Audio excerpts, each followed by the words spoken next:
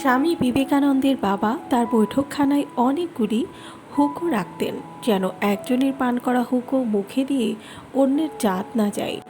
একদিন বালক বিবেকানন্দ সবগুলো হুঁকোই একবার করে টান দিলেন। এ তুমি কি করলে? খেপে গিয়ে বাবা জানতে চাইলেন। দেখলাম জাত যায় কি না। বিবেকানন্দের উত্তর। বেলুর মাঠের ঘটনা। জোসেফিন ম্যাকলাউড স্বামী বিবেকানন্দের পাশ্চাত্যের অনুরাগীদের মধ্যে অন্যতম। স্বামীজি তাকে স্নেহ করে জো বলে ডাকতেন। মর্যাদাপূর্ণ তার আচার আচরণ, এটিকেট সম্বন্ধে সদা সচেতন। স্বামীজির একবার ইচ্ছে হলো তাকে নিয়ে মজা করার। স্বামী সুবোধানন্দকে তার সরলতা ও অল্প বয়স্কতার জন্য গুরুভাই হলেও স্বামীজি তাকে খোকা বলে ডাকতেন। একদিন ডেকে বললেন, খোকা, তুই এই খাবারটা জোকে দিয়ে আয়, সে তোকে নিশ্চয়ই থ্যাংক ইউ বলবে। তুই তার উত্তরে ডোন্ট কেয়ার বলে চলে আসবি। এ একেবারেই এটিকেট বিরুদ্ধ ব্যবহার। সরল সুবোধানন্দ এসব কিছু সন্দেহ না করেই স্বামীজির আদেশ পালন করে জিনিসটা জোসেফিনকে দিয়েছেন।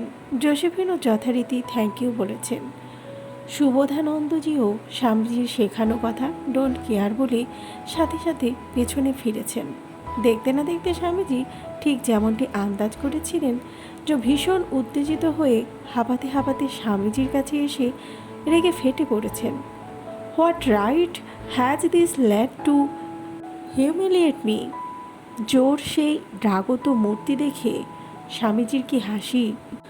এক আমেরিকান পরিবারে থাকাকালীন অন্যদের সাথে খেতে বসে স্বামীজির খাওয়া হয়ে গেলেই যখন তিনি খাবার টেবিল থেকে উঠে পড়তে চাইতেন, তখন তার নারী হোস্ট বলে উঠতেন, আজ কিন্তু খাবার শেষে আইসক্রিম আছে। স্বামীজি বাচ্চা ছেলের মতো মুখ করে আবার বসে পড়তেন। আইসক্রিম খাবার লোভে আর মজা করে বলতেন, নারীদের স্বভাবই হলো পুরুষদের প্রলুব্ধ করা।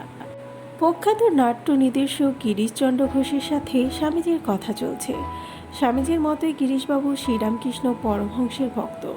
স্বামীজি একসময় বললেন, দেখো জিসি, স্বামীজি গিরিশবাবুকে জিসি বলে ডাকতেন। তুমি যাই বলো, 3.5 হাতের মধ্যে সেই বিরাট পূর্ণব্রত কখনো আসতে পারেন না। গিরিশচন্দ্র বললেন, হ্যাঁ হয়, কেন হবে না? তর্ক শুরু হলো। কেউই নিজের মতো ছাড়তে রাজি নন। কমে বিতর্ক উচ্চগ্রামে উঠল। দুইজনে অসাধারণ ধীর সম্পন্ন, পণ্ডিত এবং বাকযুদ্ধে নিপুণ।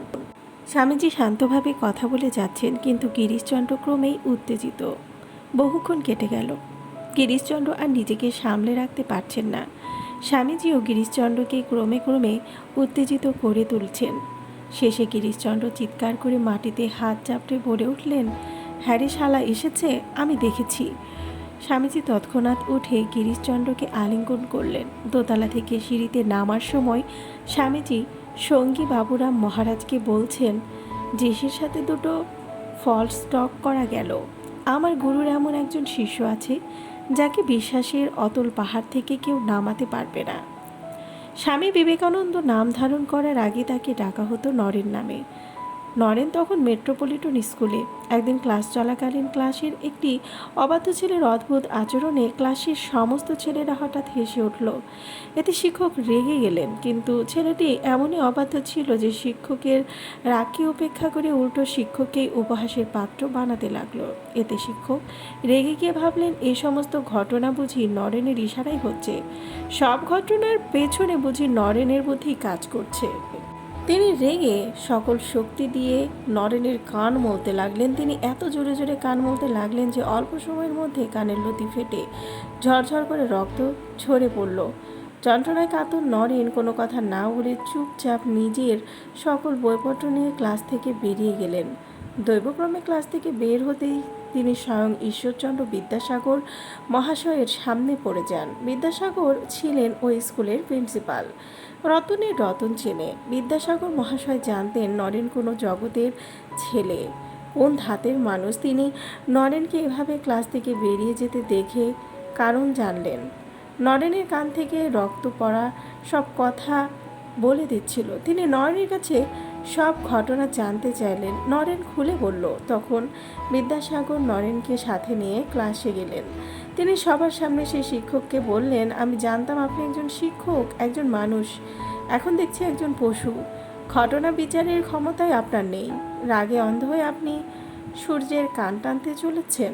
চলুন, আপনার ওই বইটির যে কোনো পাতা থেকে নরেনকে প্রশ্ন করুন। শিক্ষক সারা বই থেকে একে একে অনেক প্রশ্ন করলেন। নরেন সব সঠিক উত্তর দিল। একসময় শিক্ষক মহাশয়টি ক্ষান্ত হয়ে পড়লে বিদ্যাসাগর মহাশয় বললেন, এবার নরেন এই বইটি থেকে আপনাকে একটা প্রশ্ন করবে। নিজের অনিচ্ছা সত্ত্বেও প্রিন্সিপালের আদেশে নরেন একটা প্রশ্ন করলেন। শিক্ষক উত্তর দিতে পারলেন না। তখন বিদ্যাসাগর মহাশয় ওই শিক্ষককে সম্মানের সাথে বললেন, এতে লজ্জা পাওয়ার কিছু নেই। নরেন সকল প্রশ্নের উত্তর দিতে এখানে এসেছে। ওর প্রশ্নের উত্তর দেবার লোক খুবই কম। ছেলেটিকে চিনে রাখুন। আপনি ছেলেটির শিক্ষক ছিলেন। একদিন এটি আপনার কাছে এক গর্বের বিষয় হয়ে থাকবে। স্বামী বিবেকানন্দ আমেরিকায় এক মহিলার কাছে থাকতেন, যেখানে তিনি নিজের খাবার নিজেই রান্না করতেন। একদিন খাবার খেতে যাচ্ছিলেন, এমন সময় কিছু ক্ষুধার্ত শিশু এসে দাঁড়ালো কাছে। স্বামী বিবেকানন্দ তার সমস্ত রুটি সেই শিশুদের মধ্যে বিতরণ করছিল। তা দেখে মহিলা জিজ্ঞেস করলেন, আপনি ওই শিশুদের সব রুটি দিয়ে দিলেন? এখন আপনি নিজে কি খাবেন? তিনি হেসে উত্তর দিলেন, রুটি হলো পেটের আগুন নেভানোর জিনিস। এ পেটে না গিয়ে ওদের পেটে গেল। আসলে পাওয়ার আনন্দের থেকে দেওয়ার আনন্দ অনেক বেশি। একবার বেনারসের একটা মন্দির থেকে বের হওয়ার পথে বিবেকানন্দে অনেক বানর ঘিরে ধরছিল। স্বামীজি এই পরিস্থিতিতে পড়ে ছুটতে লাগলেন, কিন্তু বানরগুলো তাদের হাল ছাড়ছে না। কাছে দাঁড়িয়ে থাকা একজন বৃদ্ধ সন্ন্যাসী তাকে বললেন, থামুন এবং ওদের মুখোমুখি হন।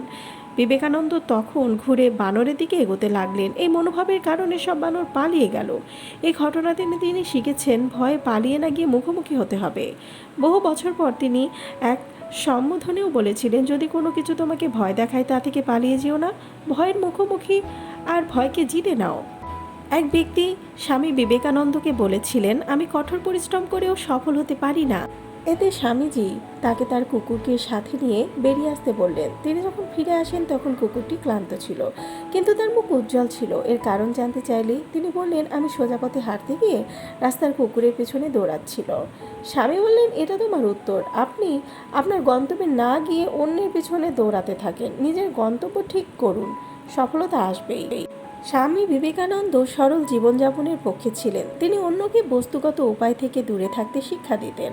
তারা বিশ্বাস করতেন যে কিছু পেতে হলে প্রথমেই অপ্রয়োজনীয় জিনিস ত্যাগ করে সাধারণ জীবনযাপন করতে হবে।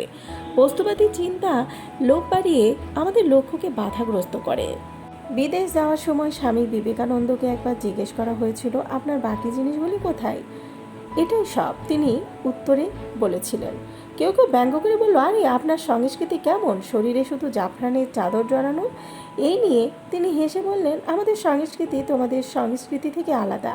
আপনার দর্জিরা আপনার সংস্কৃতি গড়ে তোলে, অন্যদিকে আমাদের সংস্কৃতি আমাদের চরিত্র দ্বারা তৈরি। সংস্কৃতি পোশাকে নয়, চরিত্রের বিকাশে। এটি আমাদের বাহ্যিক চেহারা থেকে দূরে থাকতে এবং আমাদের চরিত্রের বিকাশের দিকে মনোনিবেশ করতে শেখায়।